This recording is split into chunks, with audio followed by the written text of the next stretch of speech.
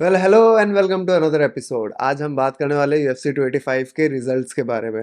तो UFC 285 में पहले मैंने प्रीलिम्स अर्ली प्रीलिम्स जो थी उसकी एक फाइट है इयान गैरी और कैनन सॉन्ग के बारे में मैंने प्रिडिक्ट किया था कि इयान गैरी ये मैच जीत जाएंगे।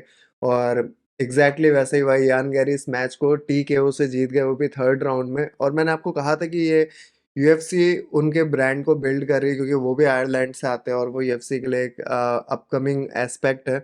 तो यूएफसी उनको बिल्ड कर रही है, उनके लिए एक इजी फाइट थी और वो आराम से जीत गए।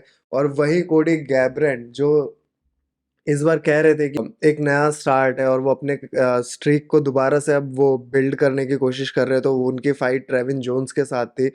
और डिसीजन से 3 राउंड्स के बाद मैंने डिसीजन तो एक्सपेक्ट नहीं किया था, बट लेकिन डिसीजन से ये मैच कोडी गैब्रेंट जीत गए। और बोला था मैंने आपको कि कोडी गैब्रेंट ये मैच जीत जाएंगे। ट्रेविन जोन्स इतने वर्दी अपोनेंट नहीं थे उनके लिए, but still he one the fight and now hope for the best. और वही मिडिल मिडिल वेट में ड्रासिस डुप्लेसी और डेरेक ब्रॉनसन की जो मैच था, ये बहुत ही इंटरेस्टिंग था।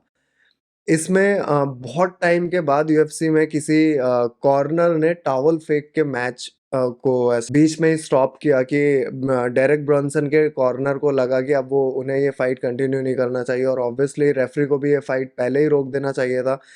बट ठीक है, रेफरी ने उनको फेयर चांस दिया, वो रेफरी रेफरी का कॉल है। बट कॉर्नर ने बहुत ही सही डिसीजन लेते हुए अपने फाइटर के लिए टॉवल फेंका। अपने फाइटर को उन्होंने सेव करने की कोशिश की क्योंकि फाइटर्स में एक ईगो होता है कि वो गिव अप नहीं करना चाहते और ये उनके लिए बहुत ही गलत हो जाता है। ड्रासिस डुप्लेसी ने बेसिकली अपने आप को बहुत ही सही तरीके से प्रेजेंट किया इस फाइट में। इस फाइट कार्ड में बहुत सही ऑडियंस थी और बहुत हाई नंबर ऑफ ऑडियंस थे। उन्होंने उनके सामने एक अच्छी परफॉर्मेंस दे के अपने आप को अपने अपने स्टॉक्स को बहुत ही ज़्यादा अप किया है। तो ये उनके उनके करियर के लिए बहुत ही अच्छा है। अब आ जाते हैं मेन कार्ड में। अब मेन कार्ड बहुत ही इंटरेस्टिंग था। ये मेन कार्ड स्टार्ट हुआ था बो निकल्स और जेमी पिकेट के साथ। और मैंने आपको कहा था कि बो निकल को यूएफसी बिल्ड कर रहा है और बो निकल के लिए ये बहुत ही एक इजी फाइट था। उन्होंने फर्स्ट राउंड में ही सबमिशन, शायद रेयर नेकेड चोक से उन्होंने उनको सबमिट किया जेमी पिकेट को। और अब वो यूएफसी में 4-0 हो गए और अब नेक्स्ट फाइट उनके लिए बहुत ही इंटरेस्टिंग होगी और बहुत ही इजी फाइट था उनके लिए। अब इसके बाद मैथ्यूस गैमरॉट और जेलियन टर्नर। अब ये इंटरेस्टिंग फाइट थी क्योंकि जेलियन टर्नर की फाइट होने वाली थी डैन हुकर के साथ और डैन हुकर को एक इंजरी हो गई जिसके वजह से वो उन्हें फोरफिट करना पड़ा इस मैच को। उनके सब्स्टिट्यूट पे मैथ्यूस गेमरॉट ने इस फाइट को एक्सेप्ट किया और वो शॉर्ट नोटिस ही था जिसमें वो फाइट करने के लिए आए। और मैथ्यूस गेमरॉट ने बहुत ही सही गेम अपना डिस्प्ले किया और बहुत सही स्किल्स के साथ उन्होंने इस मैच को खेला। और उन्होंने इस फाइट को थर्ड राउंड तक लेके गए और डिसीजन के साथ वो इस मैच को जीत गए।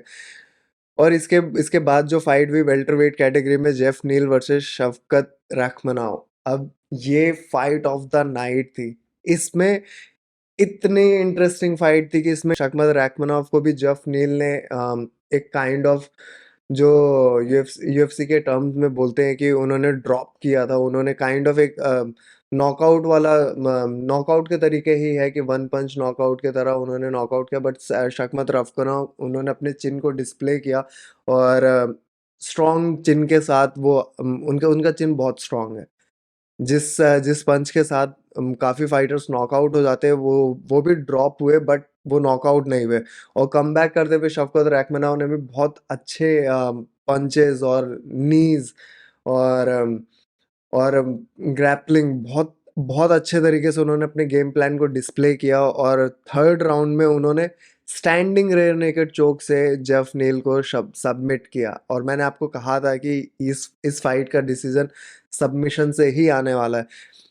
और इसके बाद इस फाइट कार्ड का सबसे बड़ा अपसेट, वैलेंटिना शेवचेंको और एलेक्स ग्रासो। मुझे भी नहीं लगा था कि एलेक्स ग्रासो एक वर्दी अपोनेंट है और वो वैलेंटिना शेवचेंको के लिए कोई किसी भी तरीके का थ्रेट प्रेजेंट करते और वो इस मैच को जीत भी पाएंगे। But I was wrong. Alex Grasso ने वैलेंटिना शवचेंको को 4th राउंड में रेयर नेकेड चोक से सबमिट किया।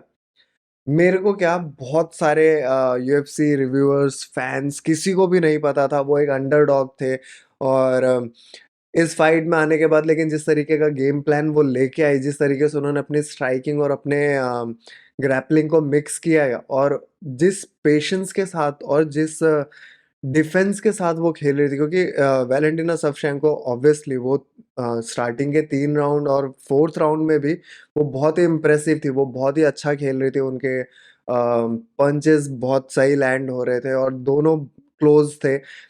बट जिस तरीके से उनके स्पिनिंग लेग किक पे उन्होंने एलेक्स ग्रासो ने उनके बैक को लिया और उसके बाद उन्होंने उनको सबमिट किया, कमेंडेबल जॉब।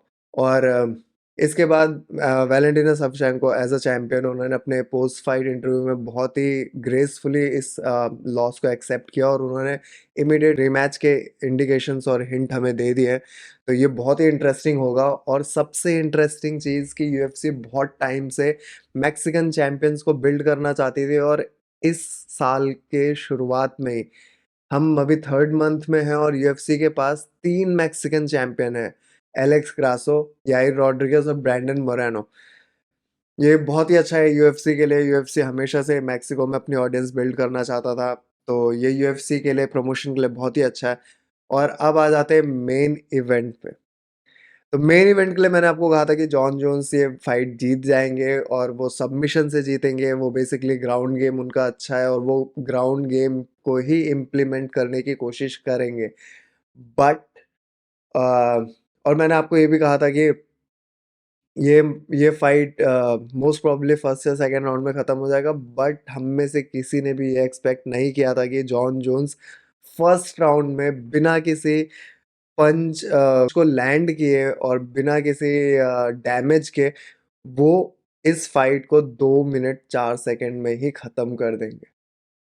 सिराल गेन एक बहुत ही स्ट्रॉन्ग अपोनेंट है और ऐसा जितना इजी जॉन जोन्स ने इस फाइट को बनाया, ये इतना इजी बिल्कुल भी नहीं था। और what to say, John Jones is special, he is a goat, period. तो अगर आप अभी तक इस वीडियो पे बने हुए हैं तो इस वीडियो को ज़रूर लाइक करें, शेयर करें, सब्सक्राइब करें और बेल नोटिफिकेशन को ज़रूर क्लिक करें ताकि आपको आने वाले वीडियोस मिलते रहें। Thank you for your time. Peace out.